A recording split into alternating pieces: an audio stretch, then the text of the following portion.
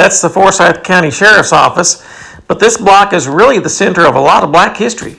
This was the essence of the Black Business District in Winston-Salem. This block, 3rd Street, and it really went down to Patterson. And then the other side of 3rd Street was also office buildings and businesses right there. On this corner was Mr. Rufus Harrison's drugstore. And then beside it were some doctor's offices, and they were like 2-story buildings. And the doctor's offices were on the 2nd floor. And then there were other retail spaces down on the street level. One was the French shop, which was a women's clothing store. And then there was a cafe. Now, I can't remember everything because it's been a while. But I do remember things like going to Mr. Rufus Harrison's drugstore because that's where you got your prescriptions filled. But they had a counter, a soda counter with the soda guys, and you can get ice cream and sodas, and it was really nice and special. That's what that era was like. And over here on this side of the street, this was formerly the Phillips building that was built here, and it replaced the shopping area.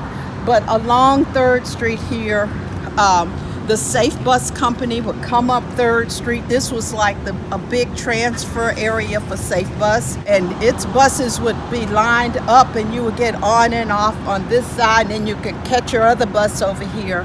But every part of the street had businesses on it. I remember Star Shoe Shop was a place we came to get the latest trendy shoes. At that time, I think Trotters was a shoe that the girls all wanted to wear. They were just flats, but the brand was Trotters, and you could get them in every color at Star Shoe Shop. They were very reasonably priced. And then on this side, on Church Street side, you would come here, and about mid-block was the Lincoln Theater.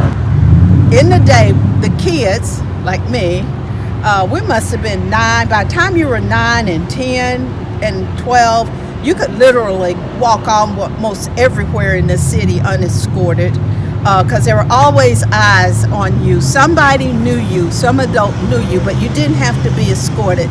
So the kids in my neighborhood, we would walk down to the Lincoln Theater, and they had 2 shows. They had 2 features, 2 films. And you can get the early one, you can get refreshments, and you can stay and see the second one. And we just stayed in the theater on Saturdays. You could come down, and I think they had the best hot dogs and refreshments, and it was just a wonderful time, particularly if it was a scary picture being shown, because we responded openly to everything. It was audience participation. Nobody was quiet. It was just all the kids were coming from all over town. I don't think it was planned or coordinated. It was just what we did. With Annette Scippio in downtown Winston-Salem, I'm Wesley Young with the Winston-Salem Journal.